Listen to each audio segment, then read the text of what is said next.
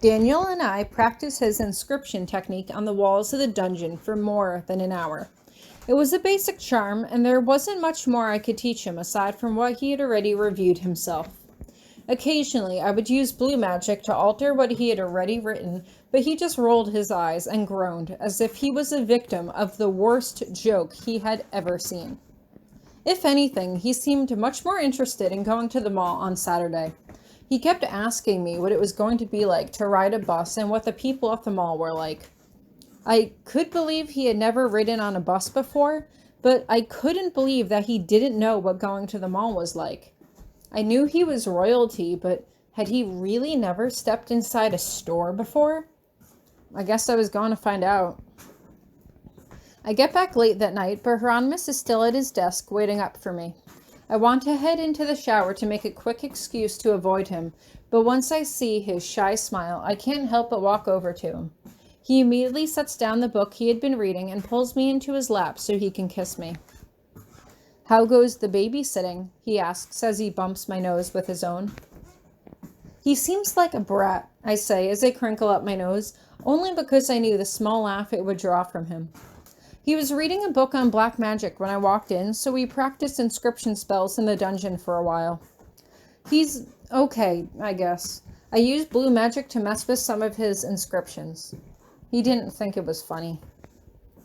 Hieronymous muses as he leans his head against my shoulder.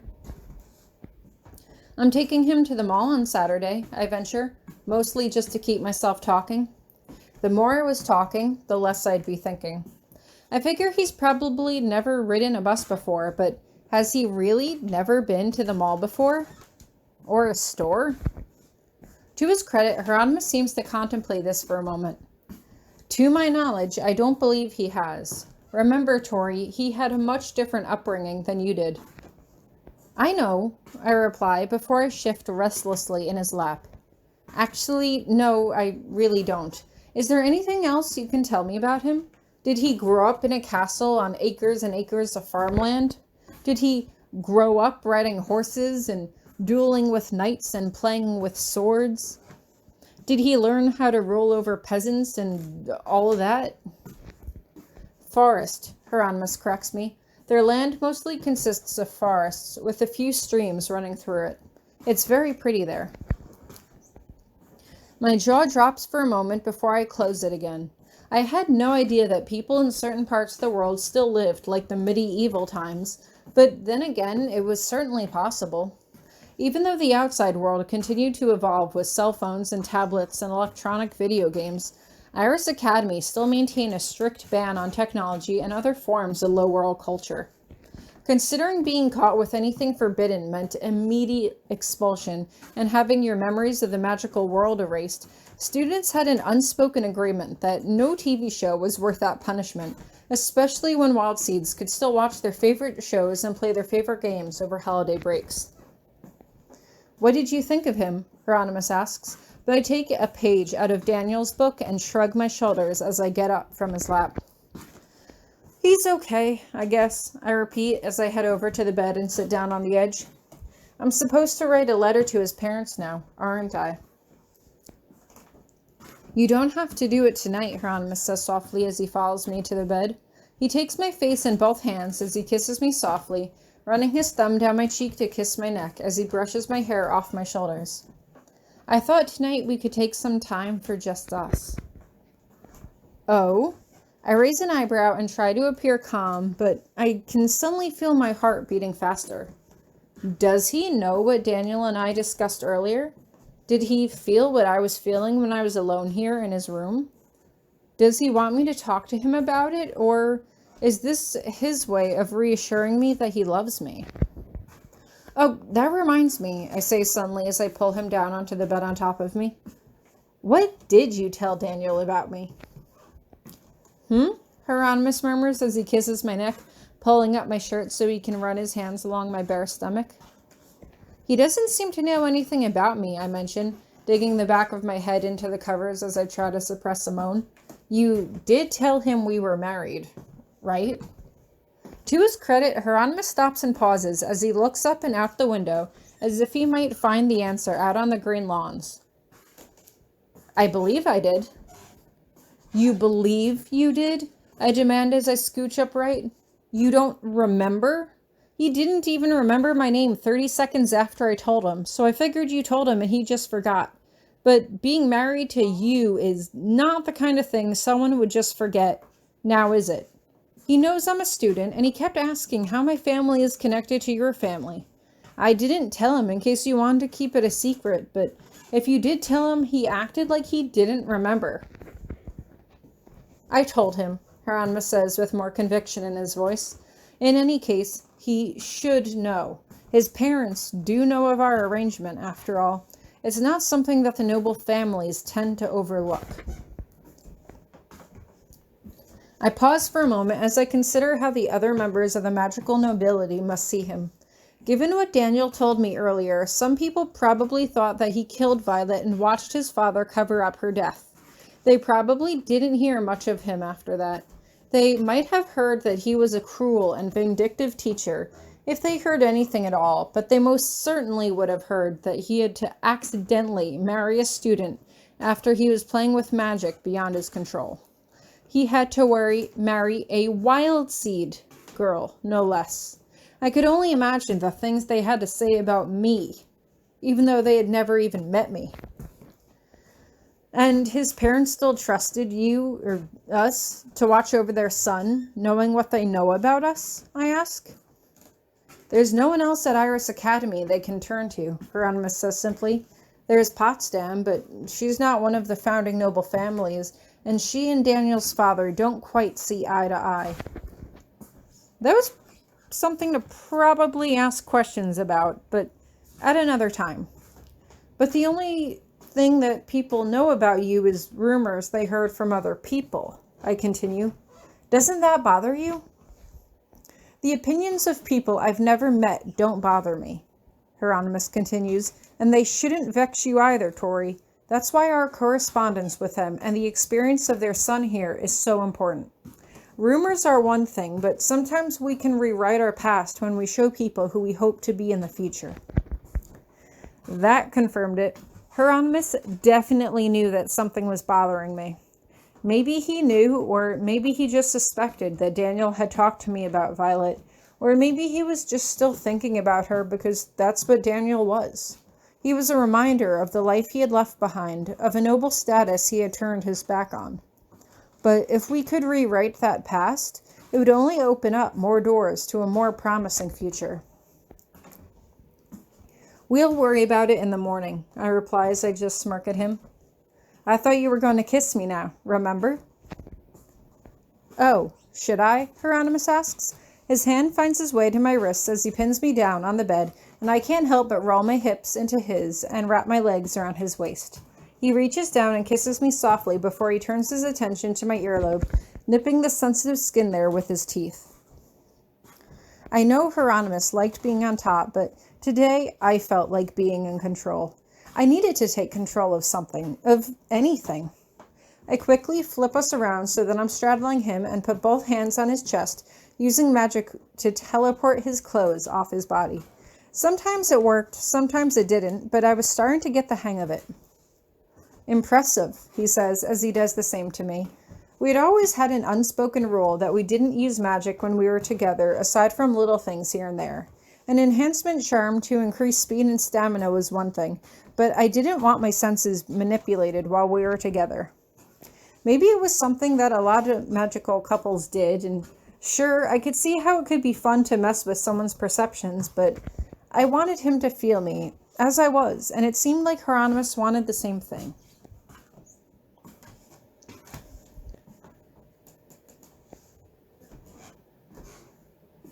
Suddenly, I feel a light tingling sensation in the back of my brain, and I can sense it's Hieronymous. Using an affection spell on me? I tease lightly. Really? I remember when Professor Potsdam had cast the spell over us at the assembly before Christmas break, as she encouraged us to think about the most important person to us in the room. My thoughts had drifted to Professor Grabiner, and I remember how surprised I felt to learn that he was thinking of me too. There's no reason why we can't practice white magic right now, Hieronymous says teasingly as he rubs the tip of my nose against his. Especially when you seem extremely susceptible to my influence right now.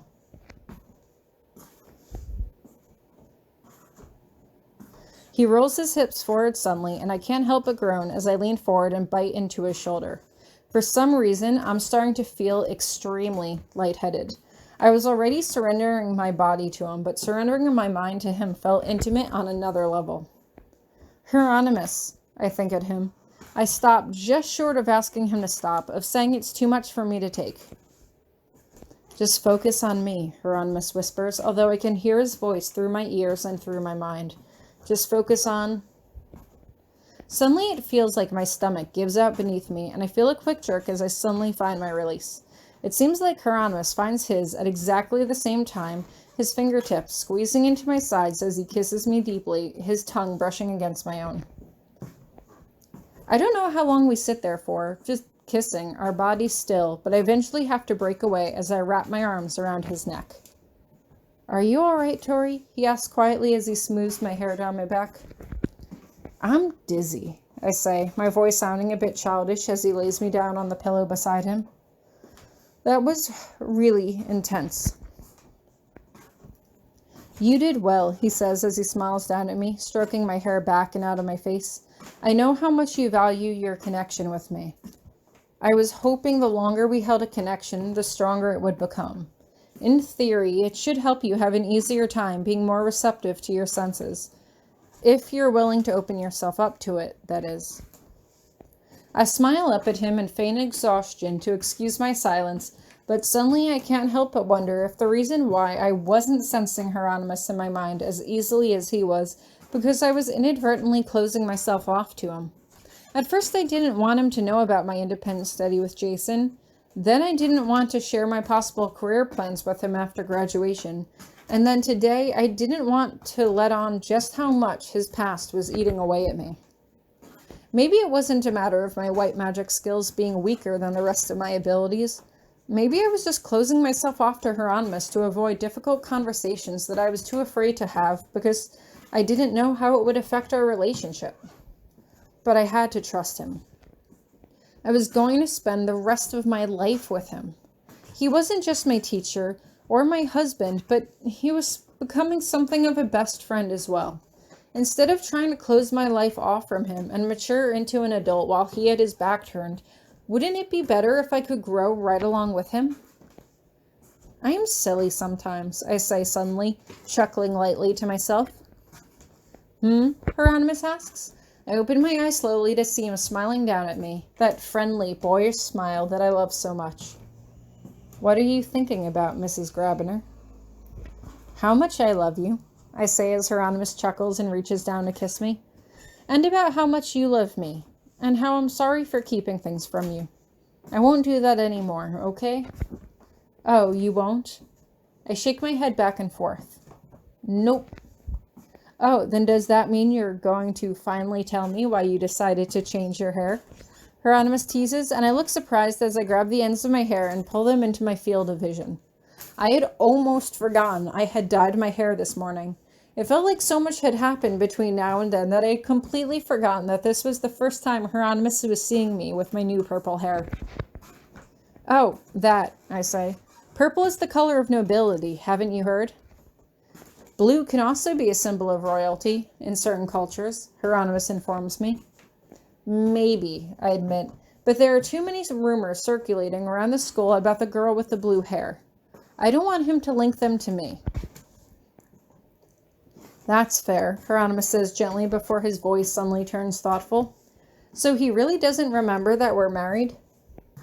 Nope, I say as I peek one eye open to look at him. Like I said, I didn't tell him because at first I wasn't sure if he wanted to keep it a secret, but now I think we just shouldn't tell him. Now I think we should just wait and see how long it lasts until he catches on.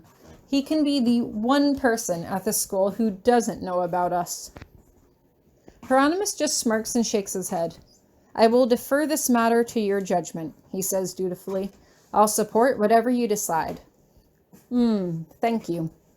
As I curl into the circle of his arm, I was pretty sure that he was still talking about Daniel, but I couldn't help but think that he was talking about something else too. Hieronymous knew that I was much younger than he was, but he wasn't going to dictate my future. He had never given any reason that he would. If anything, he seemed just as excited and curious about where our future together would lead us as I was. Maybe he did want me to look after Daniel because he was a living reminder of bad memories, but maybe that wasn't the only reason. Looking after him was a way for me to take responsibility of our future, to take the stain of his old reputation and shape it into something new. He was trusting me with something of almost unspeakable importance, and I promised myself right then that no matter what happened, I wouldn't let him down.